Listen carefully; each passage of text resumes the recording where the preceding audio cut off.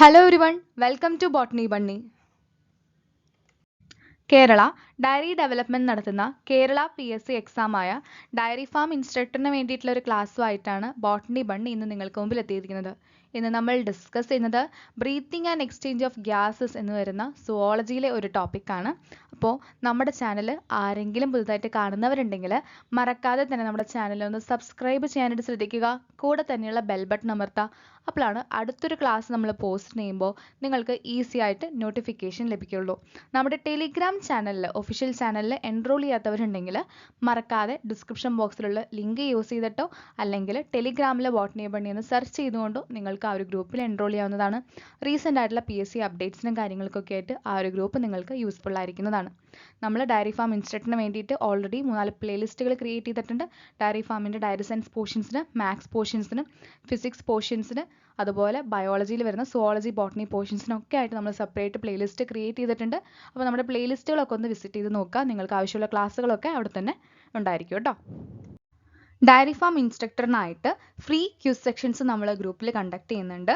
ആരെങ്കിലും ജോയിൻ ചെയ്യാൻ ആഗ്രഹിക്കുന്നുണ്ടെങ്കിൽ മറക്കാതെ നമ്മുടെ ഒഫീഷ്യൽ ഗ്രൂപ്പിലും അതുപോലെ ഡയറി ഫാം ഇൻസ്ട്രക്ടറിൻ്റെ സ്പെഷ്യൽ ഗ്രൂപ്പിലും ജോയിൻ ചെയ്യാനായിട്ട് ശ്രദ്ധിക്കുക. ഡിസ്ക്രിപ്ഷൻ ബോക്സിൽ രണ്ടിൻ്റെയും ലിങ്ക് പ്രൊവൈഡ് ചെയ്തിട്ടുണ്ട്. അപ്പോൾ അതിൽ മറക്കാതെ ജോയിൻ ചെയ്യാനായിട്ട് ശ്രദ്ധിക്കുക. ഈ ഒരു ക്വിസ് നിങ്ങൾക്ക് അവൈലബിൾ ആവുന്നത് എല്ലാ വെനസ്ഡേയും 7 PM അപ്പോൾ ആ ഒരു ടൈമും ഡേറ്റും ഒന്ന് ഓർത്തു വയ്ക്കുക കേട്ടോ. കേരള ഡയറി ഡെവലപ്മെന്റ് നടത്തുന്ന കേരള PSC എക്സാമായ ഡയറി ഫാം ഇൻസ്ട്രക്ടറിനായിട്ട് നമ്മളൊരു സ്റ്റഡി ഗ്രൂപ്പ് ആരംഭിക്കുന്നുണ്ട്. നമ്മുടെ ഏറ്റവും പുതിയ ലേറ്റസ്റ്റ് ബാച്ച്, അതായത് 5ാമത്തെ ബാച്ച് നമ്മൾ ആരംഭിക്കാനായിട്ട് പോകുന്നത് ഒക്ടോബർ മാസം 16-ാം തീയതിയാണ്.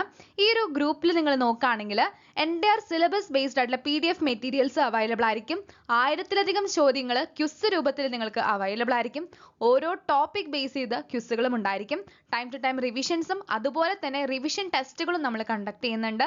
സിലബസ് ബേസ്ഡ് ആയിട്ടുള്ള ഇമ്പോർട്ടൻറ്റ് ക്ലാസ്സുകളെല്ലാം തന്നെ ഇവിടെ അവൈലബിൾ ആയിരിക്കും. ബോട്ടണി അതുപോലെ തന്നെ ഡയറി സയൻസിൻ്റെ എൻ്റയർ സിലബസ് ബേസ്ഡ് ക്ലാസ്സുകളും ഫിസിക്സ്, കെമിസ്ട്രി, മാത്സ് എന്നീ സബ്ജക്റ്റുകൾക്ക് പ്രധാനപ്പെട്ട ഫോക്കസ് ചെയ്തുകൊണ്ടുള്ള ക്ലാസ്സുകളും നമ്മളിവിടെ പ്രൊവൈഡ് ചെയ്യുന്നുണ്ടായിരിക്കും. ഇൻറ്ററാക്റ്റീവ് ആയ സെക്ഷൻസ് ഉണ്ടായിരിക്കും. സ്റ്റഡി ആൻഡ് മെൻറ്റർ സപ്പോർട്ട് ഉണ്ടായിരിക്കും. സ്റ്റഡി പ്ലാനിൻ്റെ റിമൈൻഡേഴ്സ് ഉണ്ടായിരിക്കും. ഡെഡിക്കേറ്റഡ് ആയിട്ടുള്ള ഡൗട്ട് ക്ലിയറൻസ് ഉണ്ടായിരിക്കും. നിങ്ങളുടെ എൻ്റയർ സിലബസിൻ്റെ കംപ്ലീഷനും ഇവിടെ ഉണ്ടായിരിക്കും. നിങ്ങളുടെ ഒരു പ്രിപ്പറേഷൻ്റെ സെൽഫ് അനാലിസിസ് ആണ് മെയിൻ ആയിട്ട് നമ്മളിവിടെ ഉദ്ദേശിക്കുന്നത്. കൂടെ നിങ്ങൾക്ക് റിവിഷൻസും അതുപോലെ തന്നെ നിങ്ങളുടെ പഠിച്ച ടോപ്പിക്കിനെ ബേസ് ചെയ്തുള്ള ക്വിസും നിങ്ങൾക്ക് കളിച്ചു നോക്കാവുന്നതാണ്. ആ ഒരു രീതിയിൽ നിങ്ങൾക്ക് നല്ല രീതിയിലുള്ള സ്റ്റഡി സപ്പോർട്ടാണ് നമ്മളിവിടെ ഉദ്ദേശിക്കുന്നത്. ഈ ഒരു ഗ്രൂപ്പിൽ എൻറോൾ ചെയ്യാൻ താല്പര്യമുള്ളവർ തന്നിരിക്കുന്ന വാട്സപ്പ് നമ്പറായ 9995264596 എന്ന നമ്പറിൽ കോൺടാക്ട് ചെയ്യാനായിട്ട് മടിക്കാതിരിക്കുക. കൂടുതൽ ഡീറ്റെയിൽസ് ചോദിച്ചറിയാനായിട്ട് ശ്രമിക്കുക. ഇവിടെ നമ്മൾ ഉദ്ദേശിക്കുന്നത് നിങ്ങളുടെ എൻ്റയർ സിലബസിൻ്റെ സ്റ്റഡി സപ്പോർട്ടാണ്. അപ്പോൾ അതുകൊണ്ട് തന്നെ ജോയിൻ ചെയ്യാൻ താല്പര്യമുള്ളവർ മറക്കാതെ ജോയിൻ ചെയ്യാനായിട്ട് ശ്രദ്ധിക്കുക. ഇപ്പോൾ ഈ ഒരു ഗ്രൂപ്പിൽ ജോയിൻ ചെയ്യാനായിട്ട് 3 സ്റ്റെപ്സാണ് നിങ്ങൾക്ക് ഫോളോ ചെയ്യാനുള്ളത്. നിങ്ങളുടെ പേയ്മെൻറ്റ് നമ്മൾ തന്നിരിക്കുന്ന നമ്പറിലോട്ട് പേയ്മെൻറ്റ് അയച്ചതിന് ശേഷം അതിൻ്റെ സ്ക്രീൻഷോട്ട് എടുക്കുക. ആ ഒരു സ്ക്രീൻഷോട്ട് അതേ നമ്പറിലുള്ള വാട്സപ്പിൽ നിങ്ങൾക്ക് അറ്റാച്ച് ചെയ്യാവുന്നതാണ്. അപ്പോൾ നിങ്ങളുടെ പേരും അതുപോലെ തന്നെ കോഴ്സിൻ്റെ പേരും സ്പെസിഫൈ ചെയ്യാനായിട്ട് മറക്കാതിരിക്കുക. കൂടുതൽ ഡീറ്റെയിൽസ് അറിയാനായിട്ട് നിങ്ങൾക്ക് നമ്മുടെ നമ്പറിൽ കോൺടാക്ട് ചെയ്യാവുന്നതാണ്. ആദ്യമേ തന്നെ നമുക്കൊരു ബേസിക് ഐഡിയ നോക്കാം. ഓക്സിജൻ നമ്മുടെ സെൽസിന് അത്രയധികം ആവശ്യമാണ്. നോർമൽ ബ്രീത്തിങ്ങിന് വേണ്ടിയിട്ടും നമ്മുടെ എല്ലാ ഫങ്ഷനിങ്ങിനും ഓക്സിജൻ അത്യാവശ്യമാണ് അല്ലേ. അപ്പോൾ നമ്മുടെ സെൽസിന് ആവശ്യമുള്ള ഓക്സിജൻ നമ്മൾ അറ്റ്മോസ്ഫിയറിൽ നിന്ന് എടുക്കുന്നുണ്ട്. അതുമാത്രമല്ല അതിന് പകരമായിട്ട് നമ്മുടെ സെൽസ് പ്രൊഡ്യൂസ് ചെയ്യുന്ന കാർബൺ ഡൈ ഓക്സൈഡിനെ റിലീസും ചെയ്യുന്നുണ്ട്. ബേസിക്കലി ഇതാണ് റെസ്പിറേഷൻ എന്ന് പറയുന്നത്, ബ്രീത്തിങ് എന്ന് പറയുന്നത്. അപ്പോൾ ഇവിടെ നമ്മൾ ഇതിനെക്കുറിച്ചാണ് ഡീറ്റെയിൽഡ് ആയിട്ട് ഡിസ്കസ് ചെയ്യാനായിട്ട് പോകുന്നത്. റെസ്പിറേറ്ററി ഓർഗൻസ്, നോർമൽ ആയിട്ടുള്ള ലോവർ ഇൻവെർട്ടിബ്രേറ്റ്സ്, സ്പോഞ്ചുകൾ, സിലിൻഡ്രേറ്റ്സ്, ഫ്ലാറ്റ് വോംസ്, ഇതിനെക്കുറിച്ചൊക്കെ നമ്മൾ അനിമൽ കിങ്ഡം എന്നുള്ള പോർഷനിൽ പഠിച്ചിട്ടുണ്ടായിരുന്നു. അപ്പോൾ ഇവിടെ എക്സ്ചേഞ്ച് ഓഫ് ഓക്സിജൻ ആയിക്കോട്ടെ, CO2ൻ്റെ എക്സ്ചേഞ്ച് ആയിക്കോട്ടെ, ഇത് നടക്കുന്നത് സിമ്പിൾ ഡിഫ്യൂഷൻ വഴിയായിട്ടാണ്. പ്രത്യേകിച്ച് ഓർഗനൊന്നുമില്ല. സിമ്പിളായിട്ട് അവരുടെ ബോഡി സർഫസിലൂടെയാണ് ഡിഫ്യൂസ് ചെയ്ത് ഈ ഗ്യാസുകൾ മാറുന്നത്. എർത്ത് വോമിൽ നോക്കുകയാണെങ്കിൽ അവർക്കൊരു നല്ല മോയ്സ്ചർ ആയിട്ടുള്ള ഒരു ക്യൂട്ടിക്കിൾ ഉണ്ടല്ലേ. അവരുടെ ഒരു കോട്ടിങ് നമ്മൾ നോക്കുകയാണെങ്കിൽ ഭയങ്കര മോയ്സ്ചറൈസ്ഡ് ആയിട്ടുള്ള ഒരു ക്യൂട്ടിക്കിളാണ് ഉള്ളത്. അതുപോലെ ഇൻസെക്റ്റിൽ നോക്കുകയാണെങ്കിൽ നെറ്റ്വർക്ക് ഓഫ് ട്യൂബ്യൂൾസ് ആയ ട്രക്കിയൽ ട്യൂബ്യൂൾസ് എന്ന് പറഞ്ഞിട്ടൊരു സംഭവം കാണാനായിട്ട് സാധിക്കും. അതുവഴിയായിട്ടാണ് അറ്റ്മോസ്ഫിയറിക് എയറിൻ്റെ എക്സ്ചേഞ്ച് ഒക്കെ നടക്കുന്നത്. മറ്റൊന്നാണ് വാസ്കുലറൈസ്ഡ് ആയിട്ടുള്ള സ്ട്രക്ചേഴ്സ് ആയ ഗിൽസ്, നമ്മുടെ മീനിലൊക്കെ കാണുന്ന ഗിൽസ്. അത് അക്വാട്ടിക് ആയിട്ടുള്ള ആർത്രോപോഡ്സും molluscs ഒക്കെ യൂസ് ചെയ്യുന്നത് ഈ ഗിൽസ് വഴിയായിട്ടാണ്. ഇനി ഇതല്ലാതെ വാസ്കുലറൈസ്ഡ് ആയിട്ടുള്ള ബാഗുകളായി ലങ്സ് ഉണ്ട്. ടെറസ്ട്രിയൽ ആയിട്ടുള്ള അനിമൽസിനൊക്കെ കാണുന്ന നമുക്കൊക്കെ ഉള്ള പോലെ ലങ്സ് ഉണ്ട്. അതുവഴിയായിട്ടും എക്സ്ചേഞ്ച്. ഇങ്ങനെയൊക്കെ റെസ്പിറേറ്ററി ഓർഗൻസ് പല ഓർഗാനിസത്തിലും പ്രസന്റ് ആണ്. വെർട്ടിബ്രേറ്റ്സിൽ നോക്കുകയാണെങ്കിൽ ഫിഷസ് യൂസ് ചെയ്യുന്നത് ഗിൽസ് ആണ്. റെപ്റ്റൈൽസ്, അതായത് നമ്മുടെ ക്രോക്കഡൈൽ പോലത്തത് അങ്ങനത്തെ ഒക്കെ യൂസ് ചെയ്യുന്നത്, നമ്മുടെ പാമ്പ്, എല്ലാത്തിനും ബേർഡ്സ്, മാമൽസ് അവരൊക്കെ ലങ്സ് വഴിയായിട്ടാണ് റെസ്പയർ ചെയ്യുന്നത്. ആംഫീബിയൻസ് ആയിട്ടുള്ള ഫ്രോഗുകൾ ഇതൊക്കെ റെസ്പയർ ചെയ്യുന്നതിന് സ്കിന്നും യൂസ് ചെയ്യാറുണ്ട്. ഇനി മാമൽസിനെ നോക്കുകയാണെങ്കിൽ, അതായത് മുലയൂട്ടുന്ന ആ ഒരു ഇതിന് കാറ്റഗറി ഓഫ് അനിമൽസിനെയാണ് പറയുന്നത് മാമൽസ് എന്നുള്ളത്. അവർക്ക് ഡെവലപ്ഡ് ആയിട്ടുള്ള റെസ്പിറേറ്ററി സിസ്റ്റം തന്നെ ഉണ്ടായിരിക്കും. ഹ്യൂമൻ റെസ്പിറേറ്ററി സിസ്റ്റം നമ്മൾ നോക്കിക്കഴിഞ്ഞാൽ നമുക്ക് കാണാം, നമുക്ക് എന്തുണ്ട്, എക്സ്റ്റേണൽ ആയിട്ടുള്ള നോസ്ട്രൽസ് ഉണ്ട്. അത് നമ്മുടെ അപ്പർ ലിപ്സിന് മേലെ ആയിട്ടാണ് നമുക്ക് കാണാൻ സാധിക്കുന്നത്. ഈ നോസ്ട്രൽ പിന്നെ എത്തിച്ചേരുന്നത് നേസൽ ചേംബറിലേക്കാണ്. അങ്ങനെ എത്തുന്നതിന് ഒരു പാസേജ് ഉണ്ട്. ആ പാസേജിന് വിളിക്കുന്ന പേരാണ് എന്ത്, നേസൽ പാസേജ് എന്നുള്ളത്. ഇനി നേസൽ ചേംബർ പോയി ഓപ്പൺ ചെയ്യുന്നത് ഫാർനിക്സ് എന്ന് പറയുന്ന സ്ട്രക്ചറിലോട്ടാണ്. ഈ ഫാർനിക്സ് ഓപ്പൺ ചെയ്യുന്നത് തന്നെ ലാർനിക്സ് വഴിയായിട്ടാണ്. ദെൻ ലാർനിക്സ് എന്നുള്ള റീജിയൻ എവിടേക്കാണ് എത്തിക്കുന്നത്, ട്രക്കിയ എന്ന് പറയുന്ന റീജിയനിലോട്ടാണ് എത്തിക്കുന്നത്. അപ്പോൾ ഈ ലാർനിക്സ് എന്താണ്, സിമ്പിളായിട്ട് പറഞ്ഞാൽ ലാർനിക്സിനെ നമ്മൾ സൗണ്ട് ബോക്സ് എന്നാണ് വിളിക്കുന്നത്. കാരണം എന്താ, നമ്മൾ സൗണ്ട് പ്രൊഡ്യൂസ് ചെയ്യുന്നത് ഈ ലാർനിക്സ് വഴിയായിട്ടാണ്. നമ്മൾ സംസാരിക്കാനുള്ള സൗണ്ട്, പാട്ട് പാടാനുള്ള സൗണ്ട് ഒക്കെ ഉണ്ടാവുന്നത് ഈ പറയുന്ന ലാർനിക്സ് വഴിയായിട്ടാണ്. അപ്പോൾ ബേസിക്കലി എന്താണ്, ഇതൊരു കാർട്ടിലേജിനസ് ബോക്സ് ആണ് എന്ന് മനസ്സിലാക്കുക. സൗണ്ടിൻ്റെ പ്രൊഡക്ഷന് വേണ്ടി ഹെൽപ്പ് ചെയ്യുന്നത് ഈ പറയുന്ന ലാർനിക്സ് ആണെന്ന് മനസ്സിലാക്കി വെക്കുക. ഇനി നമ്മൾ എന്തെങ്കിലും കഴിക്കുമ്പോൾ അല്ലെങ്കിൽ വിഴുങ്ങുമ്പോൾ ഗ്ലോട്ടിസ് എന്ന് പറയുന്ന ഒരു സ്ട്രക്ചർ ഉണ്ട്. അതിനെ കവർ ചെയ്തുകൊണ്ട് നമുക്ക് ഒരു കാർട്ടിലേജിനസ് ഫ്ലാപ്പ് ഉണ്ട്. അതാണ് എപ്പിഗ്ലോട്ടിസ് എന്ന് പറയുന്നത്. ഈ എപ്പിഗ്ലോട്ടിസിന്റെ പണി എന്താണെന്ന് ചോദിച്ചു കഴിഞ്ഞാൽ, ഈ നമ്മുടെ ഈ ലാർനിക്സ്, അതായത് നമ്മുടെ സൗണ്ട് ബോക്സിനകത്തോട്ടുള്ള ഫുഡിൻ്റെ എൻട്രി, അറിയാതെ പോലുള്ള ഫുഡ് എൻട്രി പ്രിവെൻറ്റ് ചെയ്യാൻ വേണ്ടിയിട്ടുള്ള ഒരു സ്ട്രക്ചറാണ് എപ്പിഗ്ലോട്ടിസ് എന്ന് പറയുന്നത്. അപ്പോൾ ഇവിടെ പ്രിവെൻറ്റ് ചെയ്യുന്നതാണ് എപ്പിഗ്ലോട്ടിസ് എന്ന് പറയുന്ന ഇതിനുള്ള ഗ്ലോട്ടിസിനുള്ള കവറിംഗ് ആണ് ഫുഡ് ലാർനിക്സിനകത്തോട്ട് പോവാതെ തടുക്കുന്നത്. ഇനി മറ്റൊന്നാണ് നമ്മുടെ ട്രക്കിയ. ട്രക്കിയ നിങ്ങൾക്ക് ഇവിടെ കാണാം, നമ്മുടെ സ്ട്രെയിറ്റ് ആയിട്ടുള്ള ഒരു ട്യൂബ് ലൈക്ക് സ്ട്രക്ചറാണ് നമ്മുടെ ട്രക്കിയ. അപ്പോൾ ഇവിടെ ഒരു മിഡ് തൊറാസിക്, നമ്മുടെ ആ ഒരു തൊറാസിക് പോർഷൻ ഇല്ലേ, നമ്മുടെ നെഞ്ചിൻ്റെ ആ ഒരു പോർഷൻ, അവിടേക്കാണ് ഇത് ഓപ്പൺ ചെയ്ത് അവിടേക്കാണ് എത്തിച്ചേരുന്നത്. അപ്പോൾ അത് നമ്മുടെ തൊറാസിക് ക്യാവിറ്റിയുടെ 5th ലെവലിലാണ്, 5th തൊറാസിക് വെർട്ടിബ്രയിലാണ് നമുക്ക് കാണാനായിട്ട് സാധിക്കുന്നത്. അവിടെ വെച്ചിട്ടാണ് അവർ ഡിവൈഡ് ചെയ്ത് 2 ലെങ്സ് ആയിട്ട് മാറുന്നത്. ലെങ്സിൻ്റെ 2 പോർഷൻ കണ്ടിട്ടുണ്ടാവും അല്ലേ, റൈറ്റ് ആൻഡ് ലെഫ്റ്റ് പ്രൈമറി ബ്രോൺകി ആയിട്ട് ഡിവൈഡ് ചെയ്യുന്ന ആ ഒരു പോർഷൻ എന്ന് പറയുന്നത് ഈ ഒരു 5th പോർഷനിലാണ്, 5th ലെയറിൽ എന്നൊക്കെ പറയില്ല, അതുപോലെ 5th തൊറാസിക് വെർട്ടിബ്രയിലാണ് നമുക്ക് കാണാനായിട്ട് സാധിക്കുന്നത്. ഇനി ഈച്ച് ബ്രോൺകൈ ഇവിടെ റിപ്പീറ്റഡ് ആയിട്ടുള്ള ഡിവിഷൻസ് ഒക്കെ അണ്ടർഗോ ചെയ്ത് സെക്കൻഡറി, ടെർഷ്യറി ബ്രോൺകൈ ആയിട്ടൊക്കെ മാറുന്നുണ്ട്. അപ്പോൾ ആദ്യത്തെ ഡിവിഷനെ പ്രൈമറി എന്ന് പറയും, സെക്കൻഡ് ഡിവിഷനെ സെക്കൻഡറി എന്നും തേർഡ് ഡിവിഷനെ ട്രക്കിയറി എന്നും പറയാറുണ്ട്.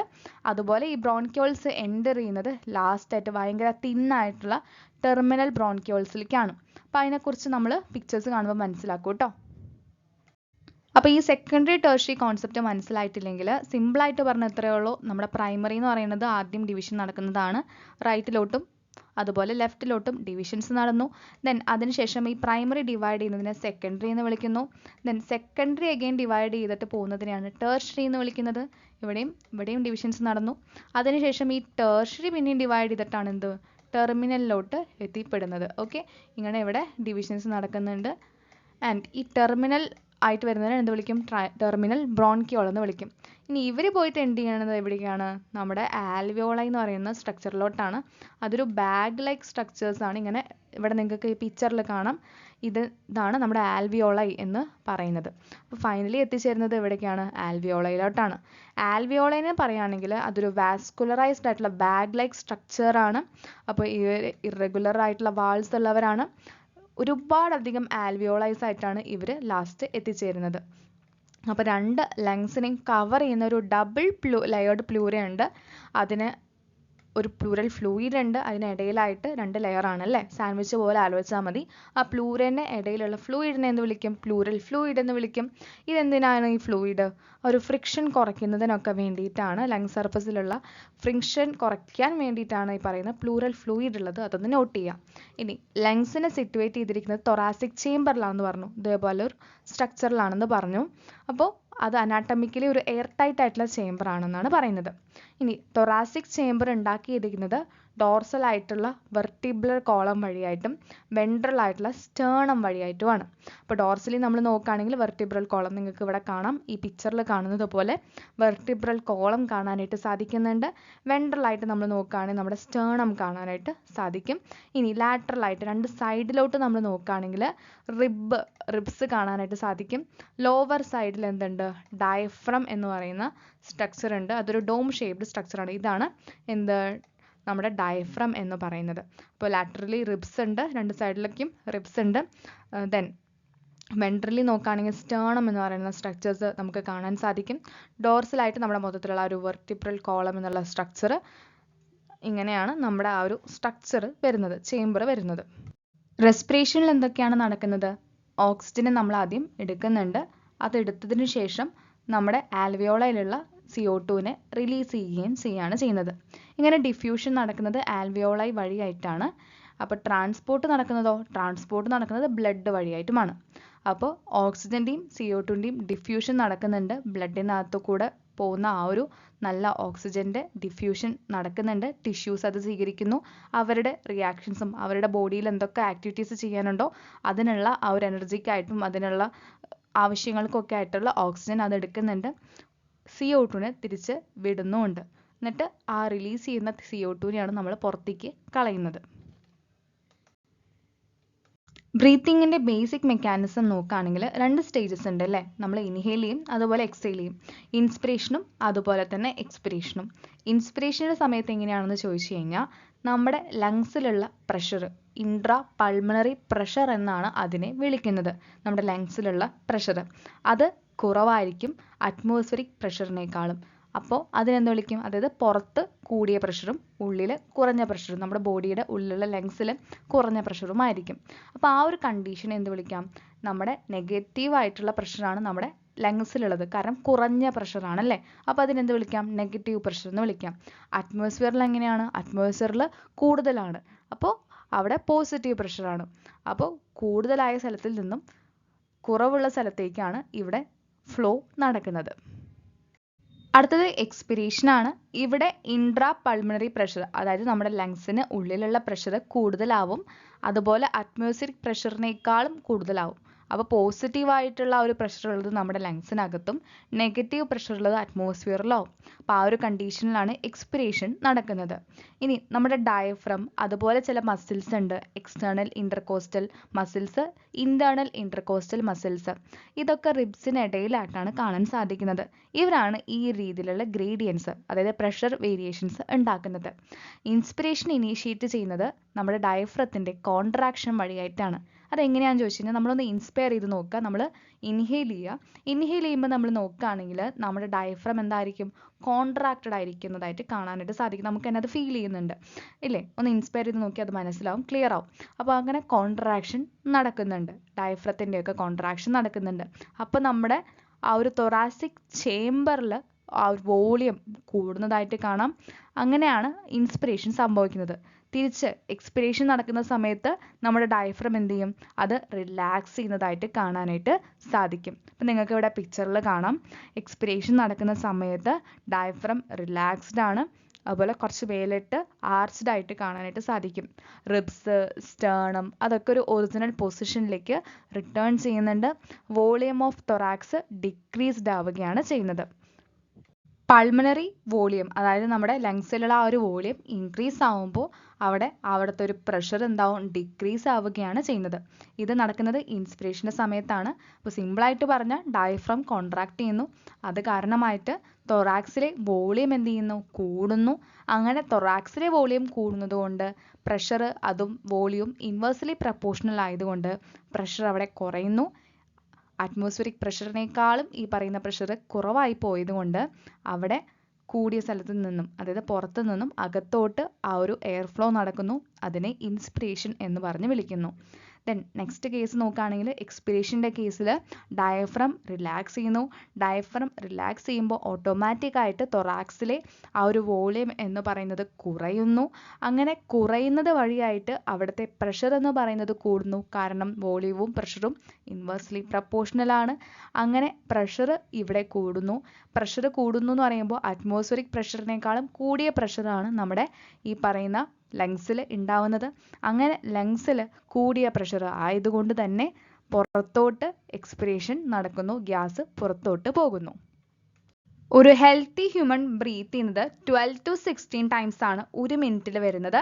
അപ്പോൾ ഒരു volume of air, breathing movements അതൊക്കെ എസ്റ്റിമേറ്റ് ചെയ്യാനായിട്ട് ഒരു ഇൻസ്ട്രുമെന്റ് യൂസ് ചെയ്യുന്നുണ്ട്. അതിനെയാണ് സ്പൈറോമീറ്റർ എന്ന് വിളിക്കുന്നത്. അപ്പോൾ ക്ലിനിക്കലായിട്ട് നമ്മുടെ പൾമണറി ഫംഗ്ഷൻ ഒക്കെ ഒന്ന് അനലൈസ് ചെയ്യണമെങ്കിൽ ഈ പറയുന്ന സ്പൈറോമീറ്റർ യൂസ് ചെയ്യാവുന്നതാണ്.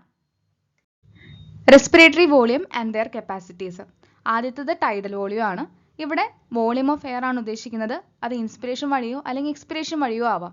ഒരു നോർമൽ റെസ്പിറേഷനിൽ എത്രമാത്രം വോളിയം ഓഫ് എയർ ആണ് ഇൻസ്പയർ ചെയ്യുന്നത് അല്ലെങ്കിൽ എക്സ്പയർ ചെയ്യുന്നത്, അതാണ് ടൈഡൽ വോളിയം. അപ്രോക്സിമേറ്റ്ലി നോക്കുകയാണെങ്കിൽ ഒരു റെസ്പിറേഷനിൽ അത് 500 ml ആണ്.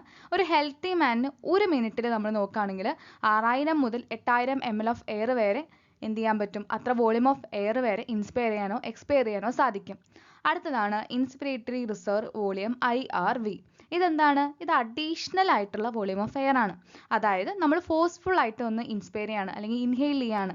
ഇവിടുത്തെ കേസിൽ എത്രമാത്രം അഡീഷണൽ ആണ്, ടൈഡൽ വോളിയത്തിനെ മാറ്റി നിർത്തിക്കൊണ്ട് എത്രയാണ് നമ്മൾ ഫോഴ്സ്ഫുൾ ആയിട്ട് ചെയ്യുമ്പോൾ ഇൻസ്പയർ ചെയ്തെടുക്കുന്നത്, അതിനെയാണ് ഇവിടെ ഉദ്ദേശിക്കുന്നത്. അതിൻ്റെ ഒരു ആവറേജ് നോക്കുകയാണെങ്കിൽ 2500 മുതൽ 3000 വരെയാണ് അതിൻ്റെ ഒരു വോളിയം വരുന്നത്. അടുത്തതാണ് എക്സ്പിരേറ്ററി റിസർവ് വോളിയം ERV. അതെന്താണ്? അവിടെയും അഡീഷണൽ വോളിയം ആണ്. ഇത് എക്സ്പിരേഷൻ വഴിയായിട്ട് നമ്മൾ എക്സ്പയർ ചെയ്ത് കളയുന്ന ഫോഴ്സിബിൾ എക്സ്പിരേഷൻ വഴി ചെയ്യുന്ന ആ ഒരു എക്സ്ട്രാ വോളിയം ഓഫ് എയറിനെയാണ് ഉദ്ദേശിക്കുന്നത്. ഇതിൻ്റെ ഒരു ആവറേജ് നോക്കുകയാണെങ്കിൽ 1000 to 1100 ml ആണ് വരുന്നത്. അടുത്തത് റെസിഡ്യുവൽ വോളിയം ആണ്. ഇനി നമ്മൾ എക്സ്പിരേഷൻ ചെയ്തു, ഫോഴ്സിബിൾ ആയിട്ടുള്ള ഒരു എക്സ്പിരേഷൻ ചെയ്തു എങ്കിലും കൂടെ നമ്മുടെ ആ ഒരു ബോഡീനകത്ത് ഉണ്ടായി പോകുന്ന ആ ഒരു എയറിൻ്റെ വോളിയം, അതിനെയാണ് ഇവിടെ റെസിഡ്യുവൽ വോളിയം, ബാലൻസ് വന്ന ആ ഒരു വോളിയം, അതാണ് ഇവിടെ ഉദ്ദേശിക്കുന്നത്. ഇതിൻ്റെ ആവറേജ് നോക്കുകയാണെങ്കിൽ 1100 മുതൽ 1200 ml ആണ് വരുന്നത്. അടുത്തതാണ് ഇൻസ്പിരേറ്ററി കപ്പാസിറ്റി IC. എന്താണ് inspiratory capacity? Total volume of air a person can inspire after normal expiration.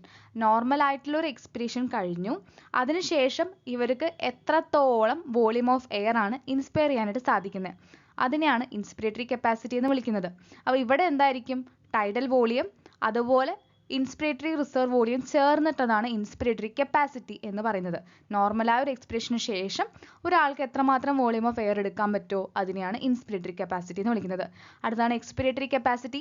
ഇവിടെ total volume of air a person can expire after normal inspiration. സാധാരണ ഇൻസ്പിരേഷൻ നമ്മൾ ഇൻഹെയിൽ ചെയ്തു, അതിനുശേഷം എത്രമാത്രം നോർമലായിട്ട് നമ്മൾ total volume of air expire ചെയ്ത് കളയുന്നു, അതാണ് എക്സ്പിരേറ്ററി കപ്പാസിറ്റി. ഇവിടെ ഇൻക്ലൂഡ് ചെയ്യുന്നത് ടൈഡൽ വോളിയം, അതിനോടൊപ്പം തന്നെ എക്സ്പിരേറ്ററി റിസർവ് വോളിയവുമാണ്. Functional residual capacity. എന്താണ് ഫങ്ഷണൽ റെസിഡ്യുവൽ കപ്പാസിറ്റി? അതായത് നോർമലായിട്ടുള്ള ഒരു എക്സ്പിരേഷൻ കഴിഞ്ഞതിന് ശേഷം എത്രമാത്രം എയർ ആണ് അവിടെ ആ ഒരു വോളിയം റിമെയിൻ ചെയ്യുന്നത്, അതിനെയാണ് ഫങ്ഷണൽ റെസിഡ്യുവൽ കപ്പാസിറ്റി എന്ന് പറയുന്നത്. ഇത് ഇൻക്ലൂഡ് ചെയ്യുന്നത് ERV പ്ലസ് RV ആണ്. നെക്സ്റ്റ് വൺ ആണ് വൈറ്റൽ കപ്പാസിറ്റി. വൈറ്റൽ കപ്പാസിറ്റി എന്ന് പറയുമ്പോൾ ഇവിടെ ഇൻക്ലൂഡ് ചെയ്യുന്നത് എത്ര മാക്സിമം വോളിയം ഓഫ് എയർ ആണ് ഒരു പേഴ്സണ് ബ്രീത്ത് ചെയ്യാനായിട്ട് സാധിക്കുന്നത് after A forced expiration. Forceful ആയിട്ട് നമ്മൾ എക്സ്പയർ ചെയ്തു, അതിനുശേഷം എത്രമാത്രം വോളിയം ആണ് ബ്രീത്ത് ചെയ്തെടുക്കാൻ പറ്റുന്നത്, അതാണ് വൈറ്റൽ കപ്പാസിറ്റി. ഇവിടെ ഇൻക്ലൂഡ് ചെയ്യുന്നത് ERV, TV അതുപോലെ IRV ആണ്. നെക്സ്റ്റ് ആണ് ടോട്ടൽ ലങ് കപ്പാസിറ്റി. ഇത് മൊത്തമാണ്, എത്രമാത്രം വോളിയമാണ് മൊത്തത്തിൽ അക്യുമുലേറ്റ് ചെയ്യുന്നത്, അതാണ് ഉദ്ദേശിക്കുന്നത് at the end of forced inspiration. അപ്പോൾ ഇവിടെ RV, ERV, TV, IRV എല്ലാം വരുന്നുണ്ട്. അല്ലെങ്കിൽ നമുക്ക് സിമ്പിൾ ആയിട്ട് പറയാം വൈറ്റൽ കപ്പാസിറ്റി പ്ലസ് റെസിഡ്യുവൽ വോളിയമാണ്. നേരത്തെ പറഞ്ഞ കാര്യങ്ങൾ മനസ്സിലായിട്ടില്ലെങ്കിലും ഈ ഒരു ചാർട്ട് കൊണ്ട് നമുക്കെല്ലാം കൺക്ലൂഡ് ചെയ്യാനായിട്ട് സാധിക്കും. അപ്പോൾ IC അതായത് ഇൻസ്പിരേറ്ററി കപ്പാസിറ്റി എന്ന് പറയുമ്പോൾ അവിടെ ഇൻക്ലൂഡ് ചെയ്യുന്നത് IRV അതുപോലെ തന്നെ TV ആണ്. IRV എന്താണ്? Inspiratory reserve volume plus tidal volume, ഇത് രണ്ടും ചേർന്നതാണ് IC എന്ന് പറയുന്നത്. Next one FRC. അപ്പോൾ അവിടെ ഫങ്ഷണൽ റെസിഡ്യുവൽ കപ്പാസിറ്റി ആണ്. ഇവിടെ ഇൻക്ലൂഡ് ചെയ്യുന്നത് ERVയും അതുപോലെ തന്നെ റെസിഡ്യുവൽ വോളിയവുമാണ്. ഇനി VC വൈറ്റൽ കപ്പാസിറ്റിയിൽ ഏതൊക്കെയാണ് വരുന്നത്? IRV, TV, അതുപോലെ ERV. ഇത് മൂന്നും ചേർന്നതാണ് VC. ഇനി VC പ്ലസ് RV ആണ് നമ്മുടെ ടോട്ടൽ ലങ് കപ്പാസിറ്റി എന്ന് പറയാം. അല്ലെങ്കിൽ IRV, TV, ERV, RV ഇതെല്ലാം ചേർന്നതാണ് ടോട്ടൽ ലങ് കപ്പാസിറ്റി എന്നും പറയാം. അപ്പോൾ ഈ ഒരു ചാർട്ട് നല്ല രീതിയിൽ പഠിച്ചു വയ്ക്കുക. കൺഫ്യൂസിംഗ് ആയിട്ട് തോന്നുന്നവരുണ്ടെങ്കിൽ നല്ല രീതിയിൽ ഇതൊന്ന് സ്ട്രോങ് ആയിട്ട് മൈൻഡിൽ കൊണ്ടുവരാനായിട്ട് ശ്രദ്ധിക്കുക കേട്ടോ. കാരണം ഇത് ചോദിക്കാൻ ചാൻസ് ഉള്ളതാണ്. ഈ ഒരു ചാർട്ട് കൊണ്ട് നിങ്ങൾക്ക് ഈ പറഞ്ഞതെല്ലാം തന്നെ കൺക്ലൂഡ് ചെയ്യാവുന്നതുമാണ്. Exchange of gases. അപ്പോൾ നമ്മൾ പറഞ്ഞിട്ടുണ്ടായിരുന്നു ആൽവിയോളയാണ് primary site of gas exchange. Important ആയിട്ട് ചോദിക്കാൻ ചാൻസ് ഉള്ള ഒരു ചോദ്യമാണ്. ഇനി ഇതിവിടെ നടക്കുന്നത് ബിറ്റ്വീൻ ബ്ലഡ് ആൻഡ് ടിഷ്യൂസ് ആണ് എക്സ്ചേഞ്ച് നടക്കുന്നത്. നമ്മൾ പറഞ്ഞതുപോലെ ഓക്സിജൻ്റെയും CO2ൻ്റെയും എക്സ്ചേഞ്ച് ആണ് നടക്കുന്നത്. അത് നടക്കുന്നത് തന്നെ പ്രഷറോ അല്ലെങ്കിൽ കോൺസെൻട്രേഷൻ ഗ്രേഡിയൻറ്റ് കാരണമാണ്. ആ ഒരു ഡിഫറൻസ് കാരണമാണ്. ഇനി സൊല്യൂബിലിറ്റി ഓഫ് ഗ്യാസസ് അതുപോലെ തിക്നെസ് ഓഫ് മെംബ്രെയിൻ ഇത് രണ്ടും എന്ത് ചെയ്യുന്നുണ്ട്? ഈ റേറ്റ് ഓഫ് ഡിഫ്യൂഷനെ എഫക്ട് ചെയ്യുന്ന രണ്ട് ഫാക്ടേഴ്സ് ആയിട്ട് മാറുന്നുണ്ട്. Exchange of gases at alveolus and the body tissues with blood and transport of oxygen and CO2. സിമ്പിളായിട്ട് പറഞ്ഞുതരാം. ആദ്യം നമ്മൾ ഇൻസ്പിറേഷൻ വഴി നമ്മൾ ഓക്സിജൻ കൊണ്ടുവരാണ്. ഓക്സിജൻ ഉള്ളിലേക്ക് കൊണ്ടുവന്നു. അവിടെ ഓക്സിജൻ എന്ത് ചെയ്യാണ്? ഓക്സിജൻ കയറി പോകുന്നത് പൾമണറി വെയിനിലോട്ടാണ്. അങ്ങനെ പൾമണറി വെയിനിലോട്ട് പോയി. ഇവിടെ നിങ്ങൾക്ക് കാണാം പ്രഷർ ഓഫ് ഓക്സിജൻ നോക്കുകയാണെങ്കിൽ 104 ആണ്. പ്രഷർ ഓഫ് CO2 എന്ന് പറയുന്നത് 40 ആണ്. അപ്പോൾ നമ്മുടെ ഓക്സിജൻ ഇവിടെ ട്രാൻസ്ഫർ നടന്നു. ഓക്സിജൻ്റെ ട്രാൻസ്ഫർ നടന്നു കഴിഞ്ഞിട്ട് ശേഷം അത് പൾമണറി വെയിൻ വഴിയായിട്ട് പോവുകയാണ്. ഇനി അത് സിസ്റ്റമിക് ആർട്ടറീസ് വഴിയായിട്ട് നമ്മുടെ ബോഡി ടിഷ്യൂസിലേക്ക് പോവുകയാണ്. അവിടെ വെച്ച് നമ്മുടെ ബോഡിക്ക് എന്തൊക്കെ ആവശ്യങ്ങളുണ്ടോ ഓക്സിജൻ വഴിയായിട്ട് ബോഡിക്ക് എന്തൊക്കെ മെറ്റബോളിക് പ്രോസസ്സ് ചെയ്യാനുണ്ടോ അതൊക്കെ അവിടെ നടക്കുന്നുണ്ട്. അപ്പോൾ ഇവിടെ നിങ്ങൾ പോകുന്തോറും നിങ്ങൾക്ക് കാണാം ഓക്സിജൻ്റെ പ്രഷർ 104ൽ നിന്ന് താഴ്ന്ന് 95 ആയി. പക്ഷേ CO2 അവിടെ നോക്കുകയാണെങ്കിൽ അവിടെ പ്രഷർ കുറവാണ്, 40 ആണ് വരുന്നത്. അതേ 40 തന്നെയാണ് വരുന്നത്. അതിനുശേഷം ഓക്സിജൻ നമ്മൾ എടുത്ത് ആ മെറ്റബോളിക് പ്രോസസ്സൊക്കെ നടത്തി. അതിനുശേഷം അവിടെ നിന്ന് CO2 റിലീസ് ചെയ്യുന്നു. CO2 റിലീസ് ചെയ്തിട്ട് CO2 പോകുന്നത് ഏതൊക്കെയാണ്? സിസ്റ്റമിക് വെയിൻസിലോട്ടാണ്. അവിടെ നോക്കുകയാണെങ്കിൽ ഓക്സിജൻ്റെ പ്രഷർ നോക്കുകയാണെങ്കിൽ അത് 40 ആവുകയാണ്. CO2ൻ്റെ പതിയെ 45ലോട്ട് എത്തുകയാണ് ചെയ്യുന്നത്. 40 ആയിരുന്നത് 45ലോട്ട് എത്തി. അപ്പോൾ അത് നേരെ പിന്നെ പോകുന്നത് പൾമണറി ആർട്ടറിയിലോട്ടാണ്. ആ പൾമണറി ആർട്ടറിയിൽ നിന്നും പിന്നെ എഗെയിൻ നേരത്തെ നമ്മൾ പോയി കഴിഞ്ഞാൽ ആ ആൽവിയോളായി ആ ഒരു പോർഷനിലേക്ക് എത്തുകയാണ്. അതിനോട്ട് എത്തിയതിനു ശേഷം ദെൻ എക്സ്പിറേഷൻ നടക്കുകയാണ് ചെയ്യുന്നത്. പുറത്തോട്ട് ഉള്ള എക്സ്പിറേഷൻസ് ആണ് നടക്കുന്നത്. ഇങ്ങനെ ഓരോ ഇൻഡിവിജ്വൽ ഗ്യാസും പ്രഷർ കോൺട്രിബ്യൂട്ട് ചെയ്യുന്നുണ്ട് ആ ഒരു മിക്സ്ചർ ഓഫ് ഗ്യാസിൽ. അതിനെ പാർഷ്യൽ പ്രഷർ എന്ന് പറഞ്ഞിട്ടാണ് വിളിക്കുന്നത്. ഓക്സിജൻ്റെ പാർഷ്യൽ പ്രഷർ ഓഫ് ഓക്സിജൻ, അതുപോലെ PCO2 നമ്മുടെ കാർബൺ ഡൈ ഓക്സൈഡിൻ്റെ പാർഷ്യൽ പ്രഷറാണ് ഉദ്ദേശിക്കുന്നത്. കാർബൺ ഡൈ ഓക്സൈഡിൻ്റെ സൊല്യൂബിലിറ്റി 20 to 25 ടൈംസ് ഹയർ ആണ് നമ്മുടെ ഓക്സിജനേക്കാളും. അതുകൊണ്ട് തന്നെ ഇവർക്ക് കൂടുതൽ നന്നായിട്ട് ഡിഫ്യൂസ് ചെയ്യാനായിട്ട് സാധിക്കും than that of the oxygen. ഇനി നമ്മുടെ ഡിഫ്യൂഷൻ മെംബ്രെയിൻ നോക്കിയിരിക്കുകയാണെങ്കിൽ ഡിഫ്യൂഷൻ മെംബ്രെയിന് 3 മേജർ ലെയേഴ്സ് ആണ് ഉള്ളത്. തിൻ ആയിട്ടുള്ള സ്ക്വാമസ് എപ്പിത്തീലിയം ഓഫ് ആൽവിയോളൈ, ഇനി എൻഡോത്തീലിയം ഓഫ് ആൽവിയോളാർ കാപ്പിലറീസ്, ഇതല്ലാതെ ബേസ്മെന്റ് സബ്സ്റ്റൻസ് ഉണ്ടായിരിക്കും. എന്താണെന്നുള്ളത് പിക്ചറിൽ കാണിച്ചു തരാം. അപ്പോൾ ഈ ഒരു ബേസ്മെന്റ് എന്നൊക്കെ പറയുന്നത് ലെസ് ദാൻ മില്ലിമീറ്റർ, 1 മില്ലിമീറ്ററിനേക്കാളും ചെറുത് തിക്നെസ് കുറവായിരിക്കും. ഇവിടെ നിങ്ങൾക്ക് കാണാം സ്ക്വാമസ് എപ്പിത്തീലിയം ഓഫ് ആൽവിയോളാർ വാൾ. ഇതാണ് സ്ക്വാമസ് എപ്പിത്തീലിയം, 1 സെൽ തിക്ക് ആണിത്. അതിനുശേഷം നിങ്ങൾക്ക് ഇതേ ബേസ്മെന്റ് സബ്സ്റ്റൻസ് കാണാം. ഇതിടയിലുള്ള ഒരു പോർഷനാണ് ബേസ്മെന്റ് സബ്സ്റ്റൻസ് എന്ന് പറയുന്നത്. ഇതുപോലെ എൻഡോത്തീലിയം ഓഫ് ബ്ലഡ് കാപ്പിലറി. ഇങ്ങനെ 3 ലെയേഴ്സ് ആണ് ഡിഫ്യൂഷന് വേണ്ടി ഉള്ളത്. Transport of gases. ബ്ലഡ് ആണ് നമ്മുടെ മീഡിയം. ഓക്സിജൻ ആയിക്കോട്ടെ കാർബൺ ഡൈ ഓക്സൈഡ് ആയിക്കോട്ടെ രണ്ടും കൊണ്ടുവന്ന മീഡിയം ബ്ലഡ് ആണ്. ഒരു 97% ഓഫ് ഓക്സിജനും നമ്മുടെ RBC തന്നെയാണ് കൊണ്ടുപോകുന്നത്. നിങ്ങൾക്കറിയാലോ RBC ഉണ്ട്, WBC ഉണ്ട്, പ്ലാസ്മ ഉണ്ട്, ഇങ്ങനെ കുറേ കാര്യങ്ങളുണ്ട്. ഇതിലൊരു 97% ഓഫ് ഓക്സിജനും RBC ആണ് കൊണ്ടുപോകുന്നത് കേട്ടോ. ബാക്കി ഒരു 3% ഓക്സിജൻ ഉണ്ടല്ലോ, അതിനെ കൊണ്ടുപോകുന്നത് നമ്മുടെ പ്ലാസ്മയാണ്. അതും കൊണ്ടുപോകുന്നത് എങ്ങനെയാണ്? ഡിസോൾവ്ഡ് സ്റ്റേറ്റിലാണ് കൊണ്ടുപോകുന്നത്. ഓക്കെ, ഇനി അടുത്തത് നമ്മൾ നോക്കുകയാണെങ്കിൽ നമ്മുടെ കാർബൺ ഡൈ ഓക്സൈഡ് ആണ്. കാർബൺ ഡൈ ഓക്സൈഡ് 20 മുതൽ 25% ആണ് നമ്മുടെ RBC ട്രാൻസ്പോർട്ട് ചെയ്യുന്നത്. പക്ഷേ ഈ RBC കൊണ്ടുപോകുന്നതിനകത്തുള്ള 70% നമ്മൾ നോക്കുകയാണെങ്കിൽ എങ്ങനെയാണ്? ബൈകാർബണേറ്റ് ആയിട്ടാണ് കൊണ്ടുപോകുന്നത്. എങ്ങനെയാണ്? ബൈകാർബണേറ്റ് ആയിട്ടാണ് കൊണ്ടുപോകുന്നത്. ഇനി 7% ഓഫ് CO2 ഉണ്ട്. അത് കൊണ്ടുപോകുന്നത് ഡിസോൾവ്ഡ് സ്റ്റേറ്റ് നമ്മുടെ പ്ലാസ്മയാണ്. നേരത്തെ നമ്മുടെ ഓക്സിജനെ കൊണ്ടുപോയതുപോലെ ഡിസോൾവ്ഡ് സ്റ്റേറ്റിലാക്കിയിട്ട് അതിനെ 3% ആണ് കൊണ്ടുപോകുന്നത്. നമ്മുടെ ഓക്സിജനെ 3% ആണ് കൊണ്ടുപോകുന്നത്. പക്ഷേ കാർബൺ ഡൈ ഓക്സൈഡിന് എത്രയാണ് കൊണ്ടുപോകുന്നത്? 7% ആണ് ഡിസോൾവ്ഡ് സ്റ്റേറ്റിൽ കൊണ്ടുപോകുന്നത്. ഓക്കെ ആണല്ലോ. ഇനി നമ്മുടെ ഓക്സിജന്റെ ട്രാൻസ്പോർട്ടിനെ കുറിച്ചാണ് നമ്മൾ കൂടുതലായിട്ട് ഇപ്പോൾ പഠിക്കാനായിട്ട് പോകുന്നത്. ഓക്സിജന്റെ ട്രാൻസ്പോർട്ട് നോക്കുകയാണെങ്കിൽ ഹീമോഗ്ലോബിൻ എന്ന് പറയുന്ന ഒരു റെഡ് കളർ ആയിട്ടുള്ള അയൺ കണ്ടെയ്ൻ ചെയ്യുന്ന പിഗ്മെന്റ് ഉണ്ട്. അത് നമുക്ക് കാണാൻ സാധിക്കുന്നത് നമ്മുടെ RBCയിലാണ്. ഇനി ഓക്സിജന് ഈ പറയുന്ന ഹീമോഗ്ലോബിനുമായിട്ട് എന്ത് ചെയ്യാൻ പറ്റും? ബൈൻഡ് ചെയ്യാനായിട്ട് സാധിക്കും.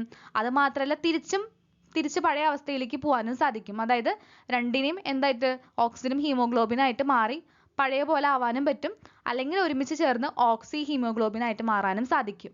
ഇങ്ങനെ രണ്ട് രീതിയിലും ഇവർക്ക് മാറിയും പിരിഞ്ഞും ഒരുമിച്ചും ഒക്കെ ആയിട്ട് നിൽക്കാൻ പറ്റും. അപ്പോൾ ഈ ഹീമോഗ്ലോബിൻ മോളിക്യൂളിന് 4 മോളിക്യൂൾ ഓഫ് ഓക്സിജനെയാണ് കൊണ്ടുവന്നത്. 4 സ്ഥലങ്ങളുണ്ട്. ആ 4 സ്ഥലത്ത് 4 തൂണുകളെ പോലെ നമ്മുടെ ഓക്സിജനെ കൊണ്ടുപോകാനായിട്ട് സാധിക്കും. ഇനി binding of oxygen with haemoglobin ആദ്യം നമ്മൾ എന്താ കാരണം സംഭവിക്കണമെന്ന് ചോദിച്ചു കഴിഞ്ഞാൽ അവിടുത്തെ പാർഷ്യൽ പ്രഷറാണ്. അതും ആരുടെ പാർഷ്യൽ പ്രഷറാണ്? ഓക്സിജന്റെ പാർഷ്യൽ പ്രഷറാണ്. ഇനി മറ്റ് ചില ഫാക്ടേഴ്സ് ഉണ്ട് ഈ പറയുന്ന ബൈൻഡിങ്. 4 തൂണ് പോലെ നമുക്ക് 4 സൈഡിൽ ഓക്സിജനെ പ്ലേസ് ചെയ്യാം. പക്ഷേ ഈ പറയുന്ന 4 ഓക്സിജനെ കൊണ്ടുപോകാനായിട്ട് ആദ്യം കോസ് ചെയ്യുന്ന factor partial pressure of oxygen ആണെങ്കിൽ ഇനിയും കുറേ ഫാക്ടർ ഉണ്ട്. അതിലൊന്നാണ് partial pressure of CO2, hydrogen അയോണിന്റെ കോൺസെൻട്രേഷൻ, ടെമ്പറേച്ചർ. ഇതൊക്കെ ഈ ബൈൻഡിങ്ങിനെ എഫക്ട് ചെയ്യാവുന്ന കാര്യങ്ങളാണ്.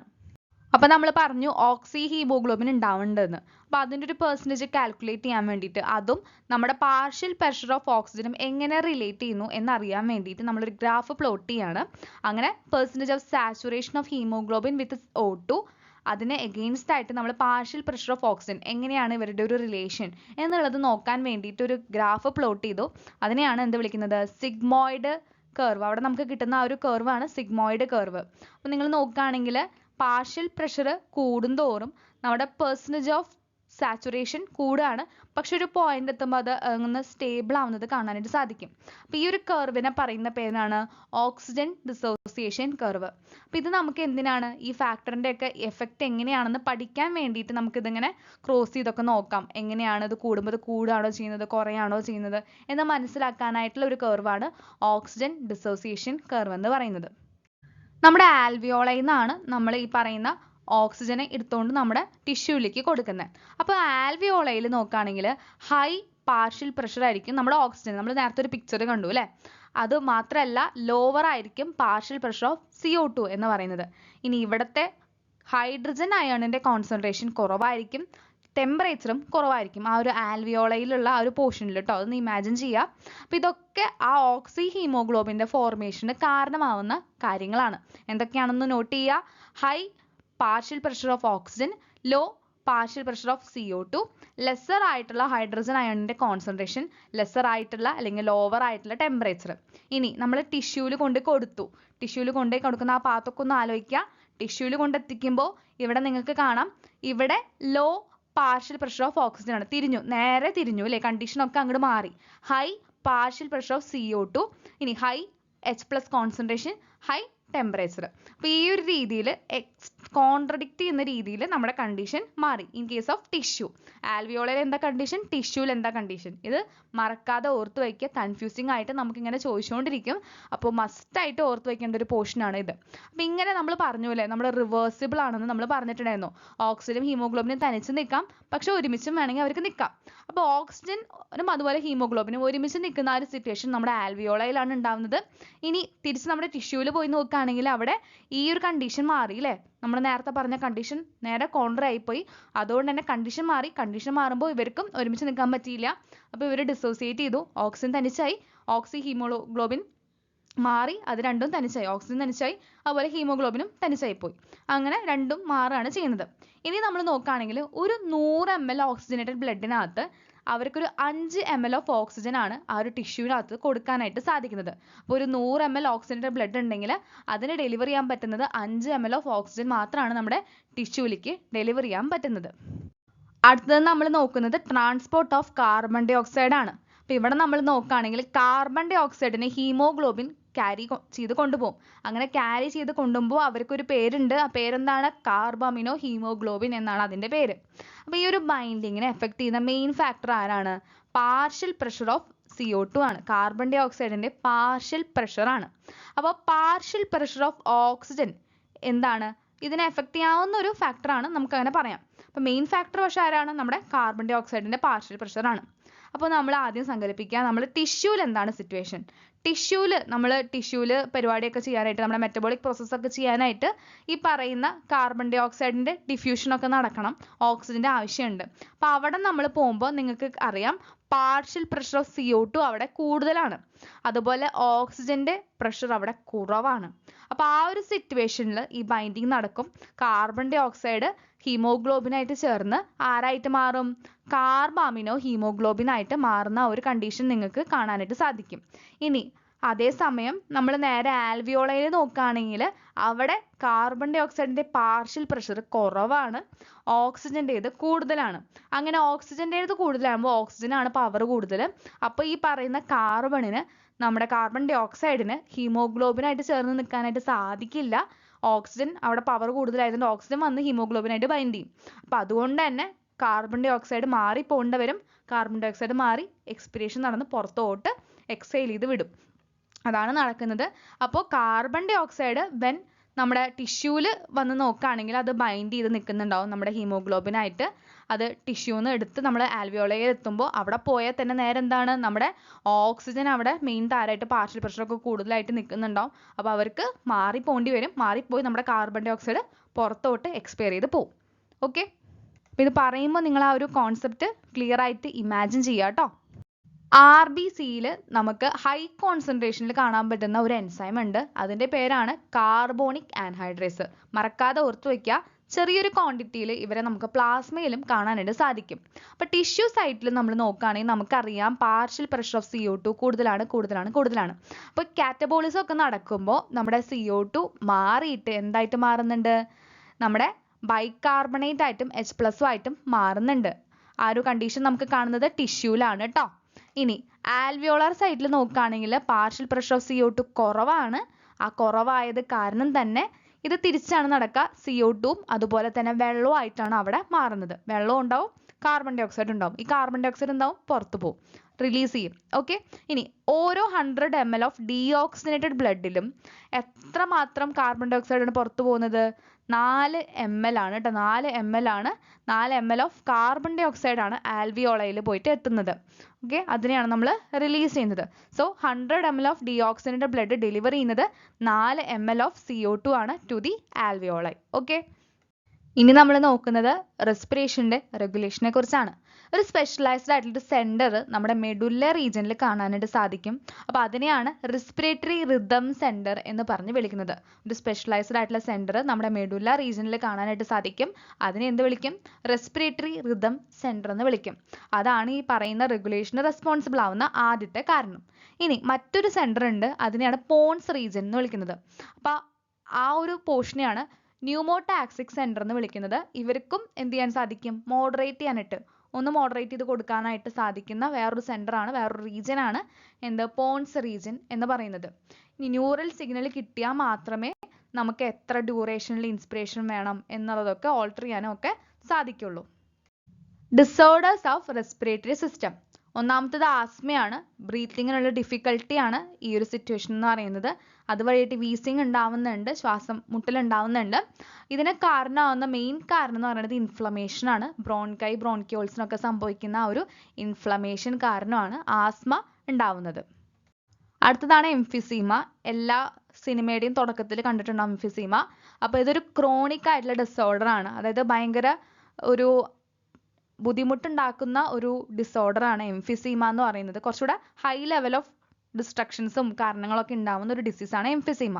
അപ്പോൾ ഇവിടെ നമ്മുടെ ആൽവിയോളൈ, നമ്മുടെ മെയിൻ സൈറ്റിലെ ഓക്സിജൻ്റെ ഒക്കെ എക്സ്ചേഞ്ച് ഒക്കെ നടക്കുന്ന ആൽവിയോളൈ, അപ്പോൾ അവിടെ അത് മൊത്തം ഡാമേജ്ഡ് ആവാണ്. അപ്പോൾ റെസ്പിറേഷൻ നടക്കാൻ എന്തായാലും ബുദ്ധിമുട്ടാവും. അപ്പോൾ ഇതിൻ്റെ മേജർ കാരണം എന്ന് പറയുന്നത് സ്മോക്കിംഗ് ഒക്കെയാണ്. മറ്റൊന്നാണ് ഒക്യുപ്പേഷണൽ റെസ്പിറേറ്ററി ഡിസോർഡർ.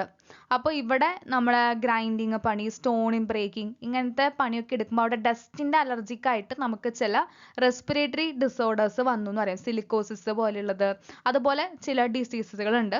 അപ്പോൾ അത് ഒക്യുപ്പേഷണൽ റെസ്പിറേറ്ററി ഡിസോർഡർ ആയിട്ടാണ് പറയപ്പെടുന്നത്. കണ്ടിന്യൂസ് ആയിട്ടുള്ള എക്സ്പോഷർ കാരണം വരാൻ ചാൻസ് ഉള്ള ആ ഒരു ഡിസോർഡർ ആണ് ഇത്. അപ്പോൾ ലോങ് ആയിട്ടുള്ള എക്സ്പോഷർ കാരണം തന്നെ നമ്മുടെ ടിഷ്യൂസ് ഒക്കെ എന്താവും? ഫൈബ്രോസിസ്, അതായത് സ്കാർസ് ഉണ്ടാവും, അതിൽ ഇങ്ങനെ മുറിവുകൾ പറ്റും, അതുവഴിയായിട്ട് നമ്മുടെ ലങ്സിന് തന്നെ ഡാമേജ് ഉണ്ടായി എന്ന് വരാം. ആ ഒരു സിറ്റുവേഷൻ ആണ് ഒക്യുപേഷണൽ റെസ്പിറേറ്ററി ഡിസോർഡർ എന്ന് പറയുന്നത്.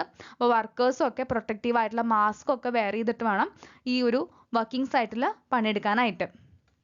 ഈ ഒരു ക്ലാസ് നിങ്ങൾക്ക് യൂസ്ഫുൾ ആയിട്ടുണ്ടെങ്കിൽ മറക്കാതെ വീഡിയോ ഒന്ന് ലൈക്ക് ചെയ്യാനായിട്ട് ശ്രദ്ധിക്കുക. കൂടെ നമ്മുടെ ചാനൽ ഒന്ന് സബ്സ്ക്രൈബ് ചെയ്യുക. എന്തെങ്കിലും തരത്തിലുള്ള ഡൗട്ട്സ് നിങ്ങൾക്ക് ഉണ്ടായിട്ടുണ്ടെങ്കിൽ താഴെ കമൻറ്റ് ബോക്സിൽ കമൻറ്റ് ചെയ്യുക. ഇല്ല നിങ്ങൾക്ക് എക്സ്ട്രാ എന്തെങ്കിലും ഡൗട്ട്സ് സബ്ജക്റ്റ് റിലേറ്റഡ് ഉണ്ടെങ്കിലും താഴെ കമൻറ്റ് ചെയ്യുക. ക്ലാസ്സിനെ കുറിച്ചുള്ള നിങ്ങളുടെ ഒപ്പീനിയൻ അറിയാനായിട്ട് ഒരുപാടധികം ഇൻട്രസ്റ്റഡ് ആണ്. അപ്പോൾ അത് നമ്മുടെ ഒരു എനർജിയാണ്, നിങ്ങളുടെ ഒപ്പീനിയൻ അറിയുന്നതും അതുപോലെ നിങ്ങളുടെ കയ്യിൽ നിന്ന് പോസിറ്റീവ് ആയിട്ടുള്ള ഒരു കമൻസ് ഒക്കെ കാണുന്നത് വളരെയധികം എനർജി തരുന്ന കാര്യമാണ്, കൂടുതൽ ക്ലാസ് ചെയ്യാനൊക്കെ ആയിട്ട്. അപ്പോൾ നിങ്ങളുടെ അഭിപ്രായങ്ങൾ എന്തൊക്കെയാണെങ്കിലും ഹോണസ്റ്റ് ആയിട്ട് നമ്മുടെ കമൻറ്റ് ബോക്സിൽ കമൻറ്റ് ചെയ്യാനായിട്ട് ശ്രദ്ധിക്കുക. അപ്പോൾ അടുത്തൊരു ക്ലാസ് ആയിട്ട് കാണുന്നത് വരെ it's Mir bunny signing off. Thank you.